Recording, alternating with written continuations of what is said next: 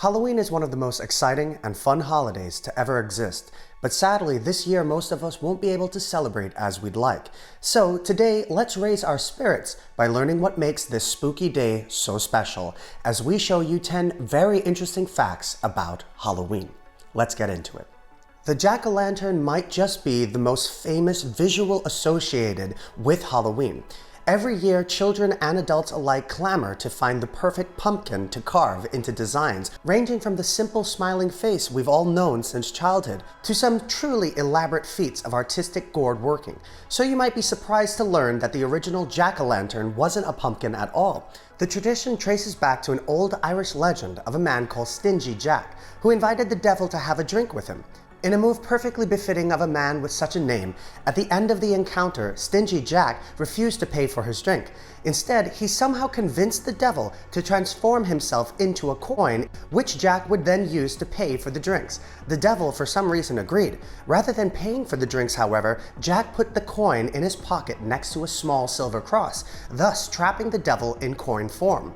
Jack eventually released the devil under two conditions: that he would not bother Jack for 1 full year, and that when Jack eventually died, the devil would not claim his soul. When a year had passed and the devil returned, Jack tricked him again, asking the devil to grab him an apple from the nearby tree. While the devil was up in the branches, Jack carved a cross into the tree, trapping the devil until he promised to leave Jack alone for another 10 years. When Jack eventually died years later, the legend says that he was turned away from the gates of heaven because of a lifetime of drinking, trickery, and of course, stinginess. However, the devil couldn't claim Jack's soul at the gates of hell either. Per their original bargain, he told Jack to go back to where he came from. Because the road back to the gates of hell is of course very dark, Jack asked yet another favor of the devil, something to light his path. The devil gave him a single burning coal from the fires of hell, which Jack then put into a turnip, his favorite vegetable, which he often stole and kept in his pockets, of course, to create a lantern. Ever since, Jack's restless soul has been doomed to walk the earth with only his turnip lantern. As the Irish legend was passed down, the spirit's name eventually evolved from Stingy Jack into Jack of the Lantern, and now Jack-o'-lantern.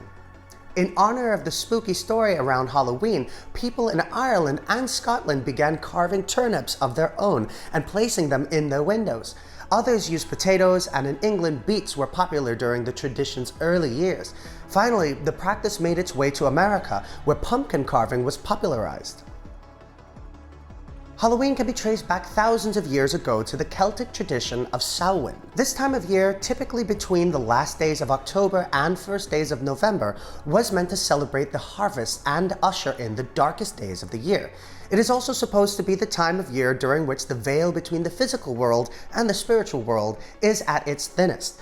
Celebrations include bonfires and masquerades, and according to one source, 6 days of drinking alcohol to excess, typically mead or beer, along with gluttonous feasts. However, there was also an element of fear about breaking through the barrier between the living and the dead. In early days, people would dress up as monsters and ghosts as a way of tricking any spirits they might encounter, thinking they would blend in and therefore be left unharmed. Additionally, poor children would go door to door during Samhain, and families would offer them gifts such as small pastries called soul cakes. In exchange, the children would pray for the souls of the family's departed loved ones. The trick aspect might refer to the fact that children would also dress up and go door to door singing songs, performing tricks, or performing short plays and receive a cake or candy in return. Essentially, a trick in exchange for a treat. Another source of the trick element might be rooted in ancient Halloween's pranks, often blamed on fairies. Speaking of Samhain, there is actually a specific name for the fear of Halloween: Samhainophobia. Interestingly, there are several pieces of Halloween lore that claim you might just find your soulmate using a few simple tricks. Oddly enough, several of them also involve fruit. First of the tradition of bobbing for apples, something you've likely done, and probably won't be doing for a while since the pandemic has made us question this practice. Historically, women would mark apples with their teeth while bobbing, and if a man captured the same apple, they were said to have found their perfect romantic match. Another common practice was for women to peel an apple and throw the skin over their shoulders. Apparently, the peel should form the first letter of your true love's name. Not sure how letters like H would work in this scenario. Did you know that it's illegal to dress up as a priest for Halloween, or rabbi, or nun, or any religious leader for that matter? This law was passed by the Alabama Code and was established in the 1960s. Anyone who violates it can face a $500 fine or jail time. Halloween is the second most profitable commercial holiday in the United States, second only to Christmas. Not only is 1/4 of all candy sold annually in the United States purchased for Halloween, but when you factor in the cost of things like costumes and decorations, the National Retail Federation estimated that Americans spend about $9 billion total on Halloween in 2018. That factors out to more than $80 per person. Apparently, men also spend more money on Halloween than women. A full moon only coincides with Halloween a few times per century. Halloween 2020 is one of those rare instances. As part of Samhain tradition, people would light large fires using crops and animal bones from that year's bounty, with Samhain representing the idea of out with the old, in with the new. The fire were a way to mark the end of the previous year and promote blessings for the new one, with the flames themselves representing the return of the sun after winter. The cattle bones often used in these fires led them to be called bonfires, eventually shortened to bonfires. While Salem, Massachusetts might be one of the first American destinations to come to mind when you think of Halloween, there are several other locations to consider for your next Halloween trip. Anoka, Minnesota is the self-proclaimed Halloween capital of the world and puts on a massive celebration every year.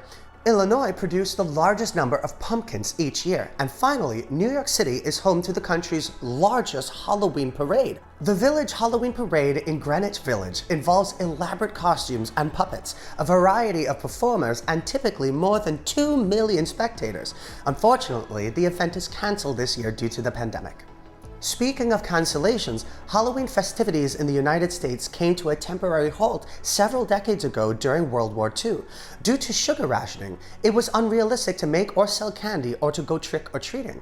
Thankfully, for many reasons, peacetime came a few years later, and with it several happy turns that brought Halloween back to the happy time we know and love today.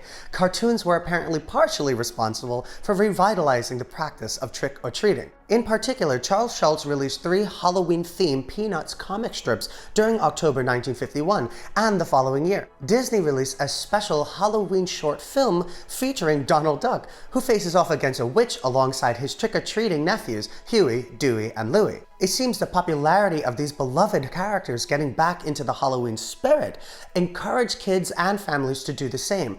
By Halloween 1952, the tradition was back in full force. Spreading additional positivity in the early 1950s, UNICEF distributed cardboard boxes for kids to use to collect small change while trick-or-treating, a tradition that continues today and raises more than $175 million annually to benefit the organization's efforts to help children in need. Well, that's all for today, everyone. I hope you enjoyed the video, and please have a wonderful Halloween, however you choose to celebrate it. Well, we'll see you next time.